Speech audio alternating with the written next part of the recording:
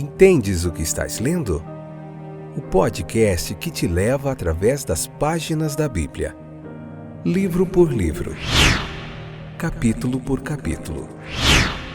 Uma exposição bíblica emocionante. Aperte os cintos e embarque comigo nesta viagem.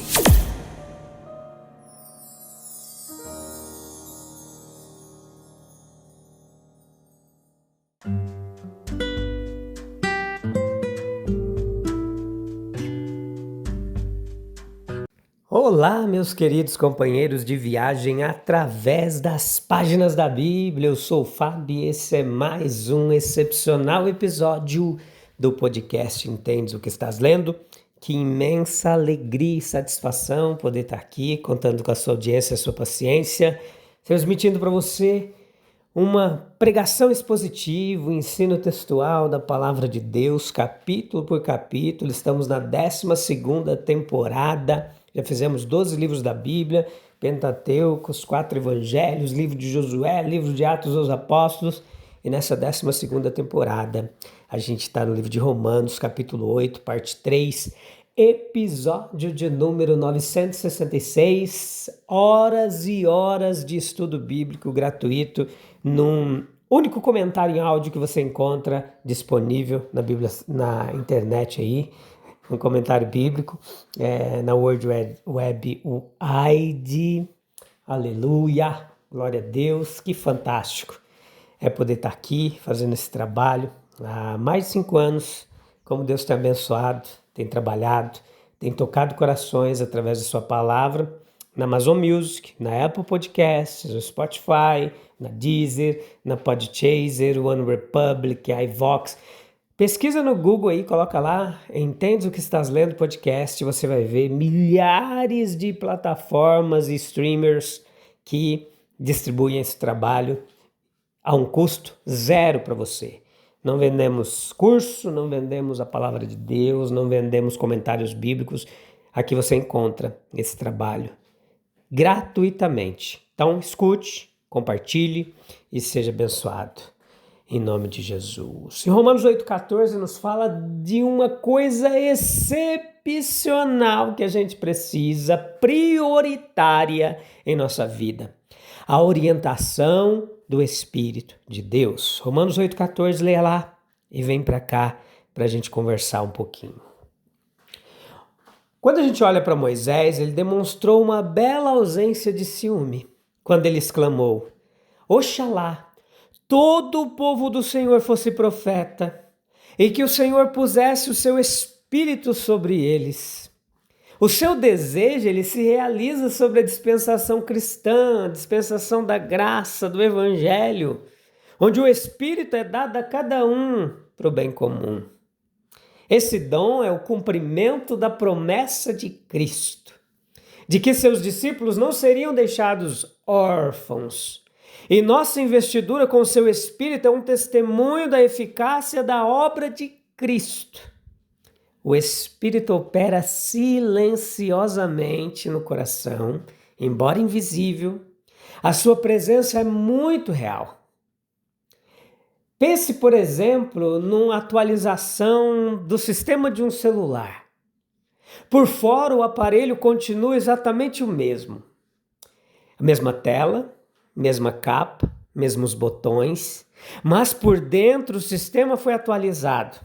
Agora ele funciona melhor, corrige falhas, ganha novos recursos. A mudança aconteceu onde os olhos não alcançam, mas os resultados vão aparecer no uso diário. É claro que a obra do Espírito Santo de Deus é infinitamente mais profunda do que qualquer atualização de software. A comparação serve apenas para a gente ilustrar de forma compreensiva para você que quando o Espírito Santo age, ele não muda apenas alguns comportamentos, ele transforma o coração. A pessoa pode parecer a mesma externamente, mas seus desejos, seus valores, sua maneira de viver começam a mudar. Com o tempo, essa transformação interior ela vai se tornando visível nas palavras, nas escolhas e no modo como ela ama a Deus e ao próximo. Assim também o Espírito ele imprime uma nova tendência, uma nova natureza e o homem inteiro é transformado. O Espírito não age como as influências do nosso ambiente, de fora para dentro, mas de dentro para fora. A estrada percorrida sob a direção do Espírito Santo é uma jornada rumo ao céu. Os afetos estão voltados para as coisas do alto.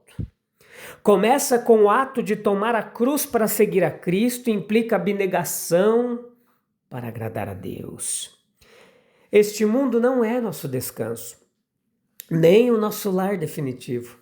Envolve uma batalha, pois muitos inimigos cercam o nosso caminho e não há como se desviar para um refúgio tranquilo. Para o homem, sob a influência do Espírito Santo, acontecem coisas fantásticas. Veja que a vida natural ela é glorificada e transfigurada por essa concepção da mão invisível que nos impulsiona. Ninguém jamais é prejudicado pela condução do Espírito de Deus. E se cai em alguma armadilha porque interpretou mal as indicações divinas do seu caminho. Nós não somos guiados de olhos vendados e irresistivelmente. A razão é iluminada. As emoções são aguçadas. Tudo que fortalece a vida espiritual, ela contribui para a clareza com que reconhecemos os impulsos do Espírito e para a prontidão com que nos entregamos ao seu toque mais suave. A oração, ela mantém aberta a comunicação com o reino espiritual. Peça orientação antes e não depois de iniciar uma empreitada e não espere que o Espírito Santo intervenha como um Deus ex machina para retificar seus erros. Esse termo ex machina, e talvez você não conheça, ele surgiu na Grécia Antiga, nas peças teatrais, quando os dramaturgos não conseguiam criar um desfecho lógico para o conflito. Eles utilizavam guindastes, polias ou máquinas para descer um ator que representava um deus no palco. Essa divindade ela resolvia todos os problemas divinamente, permitindo o fim da história. Compare seu discernimento e a sua conduta com os princípios e preceitos das Escrituras e com os exemplos de homens bons, especialmente como o homem Jesus Cristo. Nós somos ensinados em sua escola, como artista que estuda atentamente a obra de um gênio, absorve seu espírito. Nós precisamos meditar em Cristo até que capite o seu entusiasmo pela bondade e consagração à vontade de Deus. Aproveite ao máximo os momentos em que você tem a feliz consciência de estar no Espírito, seja no dia do Senhor ou em qualquer outro. É o pecado que obscurece nossas percepções espirituais. Assim como algum acidente ao corpo pode embotar as sensações mais sutis, diminuir a audição, turvar a visão. Romanos capítulo 8, versículo 18 a 25 nos fala da redenção da criação. Se assim for, nós sofremos com ele. Sim, assim como ele sofreu. Pois a nossa história é de redenção. E a redenção ela não vem sem dor. Mas o futuro, como a glória eclipsa toda aprovação momentânea. Assim foi com ele. Pela alegria que lhe fora proposta, ele suportou a cruz, desprezando a vergonha, Hebreus 12:2, e assim será conosco. Nós podemos muito bem nos unir ao apóstolo em sua triunfante esperança, pois eu creio, etc. A nossa é a esperança de uma glória imortal. Aliás, a esperança é a esperança do mundo. A ardente expectativa da criação, etc. Portanto, meus queridos, nós temos para nossa consideração as dores presentes e a glória futura. Quanto às dores atuais, existe a da criação, Essa expressão não deve ser atenuada, ela refere-se a toda a criação fora do próprio homem, com a qual o homem tem de lidar, o nosso mundo, que está ligado a nós por uma misteriosa solidariedade, sofrendo na nossa dor e regozijando na nossa alegria. Outrora, era muito bom, tudo era harmonia, beleza, paz. Não podemos dizer quais eram as alegrias da criação primitiva, mas era o jardim do Senhor, o paraíso do homem. Os estragos da tempestade, as desolações do deserto eram então desconhecidos. As criaturas não se atacavam umas às outras. Amor, liberdade e vida era tudo em tudo. Mas a queda do homem, ela lançou uma sombra, quão escura é essa sombra, que paira sobre a beleza. E em vez de amor, liberdade e vida, houve conflito, servidão, morte. A criação foi sujeita à vaidade. Sim, maldito foi o mundo por causa do homem. E agora? Olha ao seu redor. Toda a criação geme e sofre as dores de parto juntas, como diz a Bíblia. O terremoto e a tempestade, o deserto árido, os mares sombrios, o clima inóspito, os céus hostis, as colheitas devastadas, a sombra da cruz e a devastação do mundo animal, destruição, dor, morte. E a nós mesmos. A nossa parte natural também está sujeita à vaidade. Nós gememos doença, morte, do nosso próprio corpo e vida orgânica, dos nossos relacionamentos, como somos pó. Mas existe uma glória futura de nós mesmos. Somos filhos de Deus pela fé em Cristo, seus adotados. Mas embora a adoção seja real, ainda não se manifestou ao universo, nem mesmo a nós mesmos em sua plenitude. Como se uma criança mendiga fosse adotada por um rei, mas por um tempo ainda tivesse de aparecer com vestes de mendigo. Mas não será sempre assim. As vestes de mendigo serão descartadas e a veste real será assumida. Nossa filiação será manifesta a todos, aguardamos a redenção do nosso corpo, sim. Os propósitos de Deus serão cumpridos. Na ressurreição do Filho, eles estão prometidos para se concretizarem.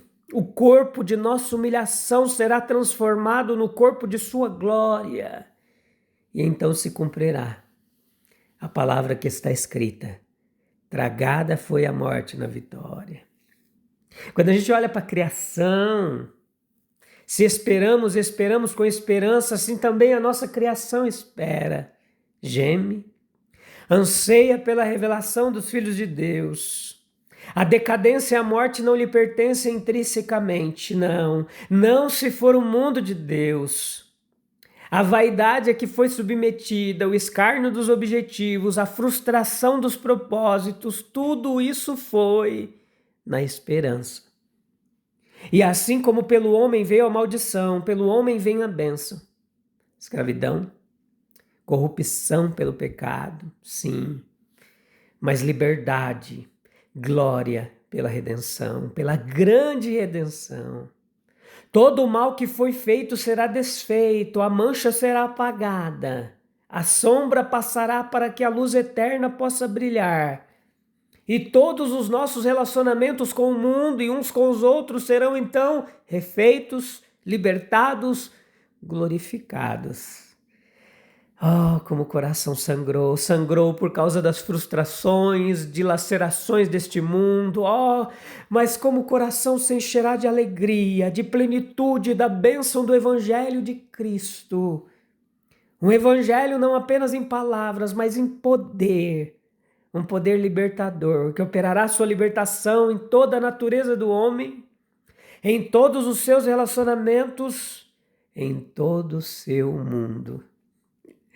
Ser guiado pelo Espírito é viver uma transformação que começa no coração, se revela em cada passo da caminhada.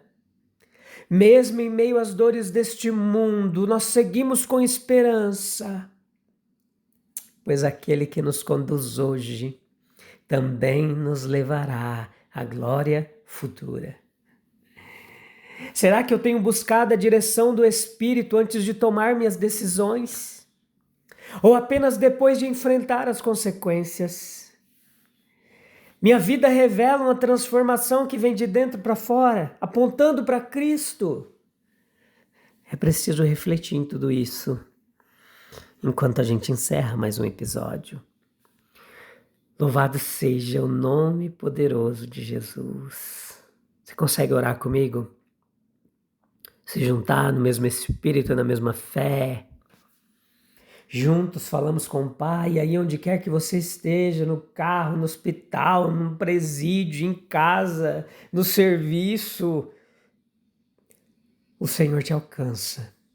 Com a presença do Espírito dEle, quando você passar a ser guiado pelo Espírito dEle, as dores não parecerão tão doídas. O caminho não parecerá tão difícil, pois a presença do Senhor te dará esperança. Aleluia! Não desista. Entregue-se completamente ao poder do Espírito de Deus. Abandone tudo. Aleluia! E Ele vai agir na sua vida. Senhor, conduz-nos pelo Teu Espírito a cada dia. Ilumina nossa mente, fortalece nossa fé e ajuda-nos a viver em obediência à Tua palavra. Que mesmo em meio às lutas, nossos olhos permaneçam firmes na esperança da glória que nos preparaste em Cristo Jesus. Amém, amém e amém. Oh, aleluia! No próximo episódio a gente vai continuar falando dessa poderosa palavra de Deus. Vamos falar das providências mistas de Deus, dentre tanta coisa interessante que você não pode perder. No próximo episódio, te encontro lá. Em nome de Jesus. Um abraço. Até breve. Tchau, tchau.